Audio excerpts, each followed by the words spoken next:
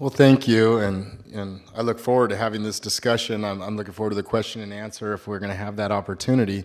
But I spent some time just thinking about, communication and how valuable it is to everything I do on a day in and day out basis. And some of these things you take for granted, your ability to communicate via email, over your phone, in a remote location, and it doesn't always work. And when it's not working, things become a crisis. And so some of these things we've become, so accustomed to them working well that we need to appreciate and realize that we need to continue to invest in this infrastructure, because it's not when this type of infrastructure and many types of infrastructure, it's not that when you need it, you should build it. You need to anticipate when you need it, because you need to build it beforehand, because some of these projects are long lasting.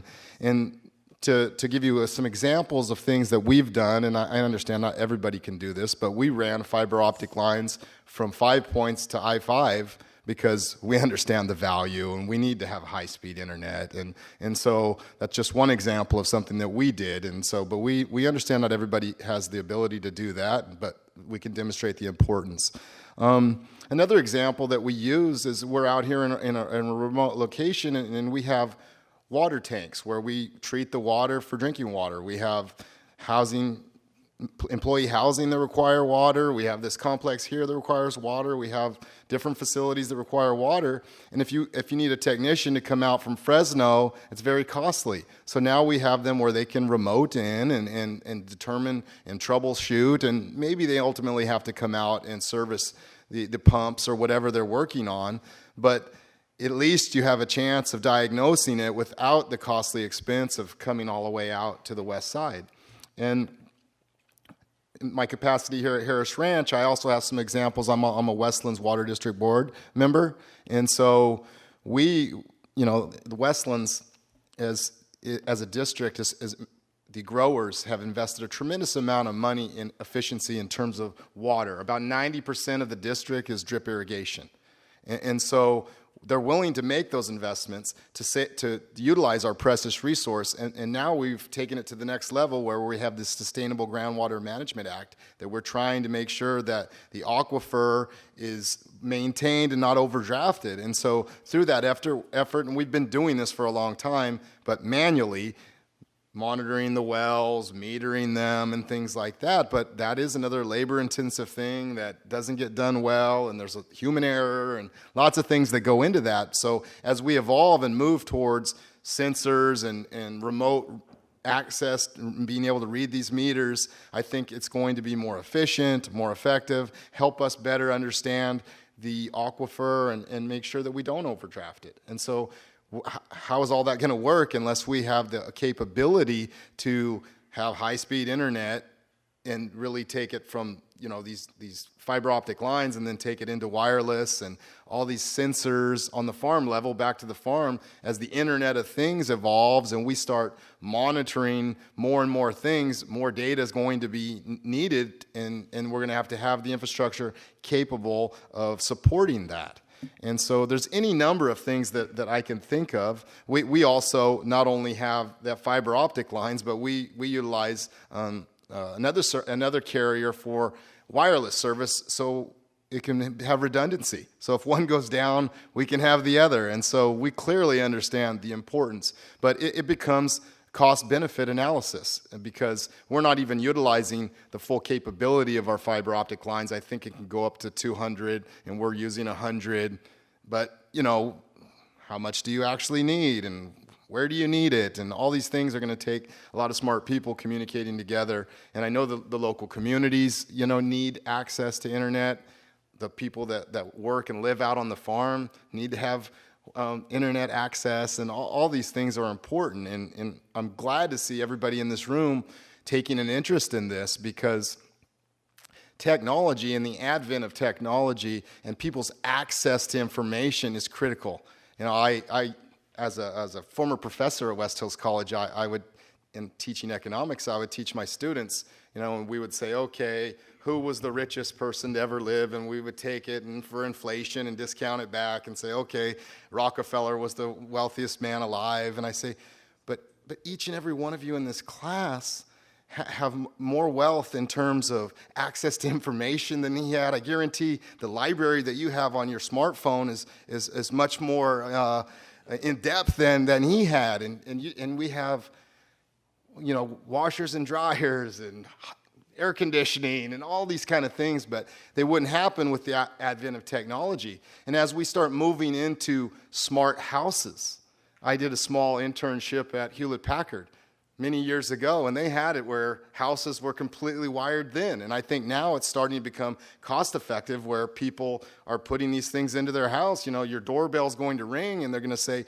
your refrigerator needs to be replaced. And you say, what do you mean? And you go open the fridge and it's not working. It's because the refrigerator communicated with the company you purchased it from. And so without high-speed internet, some of these devices aren't going to be able to communicate. And there's any number of things that you could think of that can communicate and may be valuable to communicate or may not, or maybe you just want it to happen. Or, for instance, I live in a remote area and someone rings my doorbell and I'm not home. You can look on your phone now and see who they are.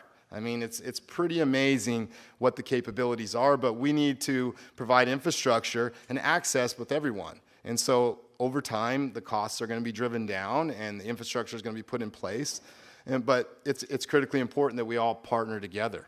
And my first experience was on a university campus, and we did have high-speed internet, and it was free, and it was amazing. And it's unfortunate that you can't go everywhere and that be the case, but it's becoming more and more prevalent, and you can go places. But as we move out here into the rural area, a lot of these things, we're not going to be able to absolutely take advantage of them right off the bat. For instance, I'm often jealous of some people that can order things over their phone and it shows up at their house. With 3 small children, I often find that it would be nice if I had some variety as opposed to having a pizza delivered.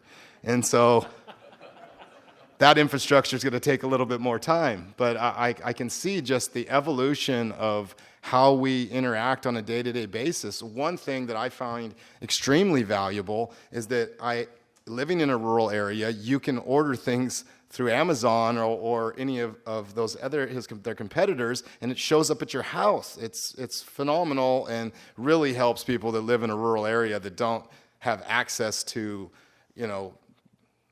stores that are immediately. I wish that we had more stores, and I'm an advocate for it in our local community, but it is nice if you need to purchase something, you have that ability. Now, another thing, that we do, that to give you another specific example, we're not only monitoring the water that we deliver precisely.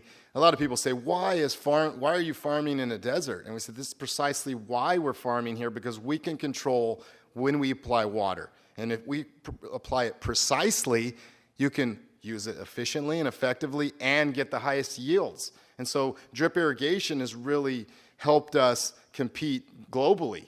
We're the low-cost producer for processed tomatoes in the world. Not because we're the lowest cost, per acre we spend the most, but because our yields are so big that we end up being the low-cost producer globally.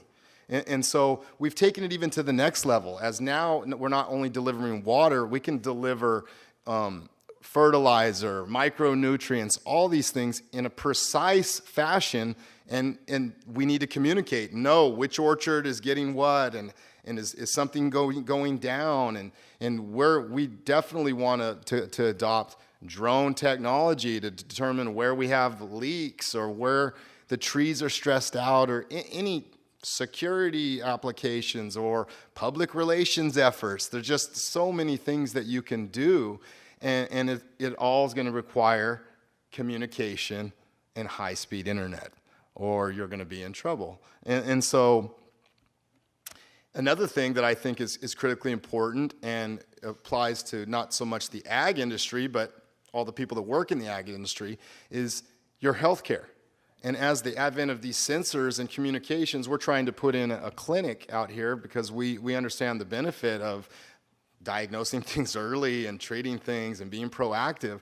But those medical records need to be digitally communicated, because I don't remember, everything my family members have had, or, fill out these application thing. Oh yeah, my great grandparents had diabetes. I don't, somehow we should be able to get that information and communicate. And I think then you're even going to go to having different gene technology, who knows. But what my point is these sensors. For instance, the watches that you can wear. I personally monitor my sleep habits. I monitor my heart rate. I monitor my steps. I have a colleague at work that I turned him on to this, and it identified a heart condition. And so these things are going to have real-world application. And if your doctor is going to be monitoring you in real time, I'm fairly certain they're going to need high-speed internet, particularly as it gets more advanced and the more things that they can monitor and treat. And so I'm looking forward to the dialogue and hearing what you guys want to discuss or talk about. But I think that the sky's the limit in terms of what can be done, but you have to have the infrastructure. And we're working on the water infrastructure, but this infrastructure is just as critical. And I thank you for letting me get up here.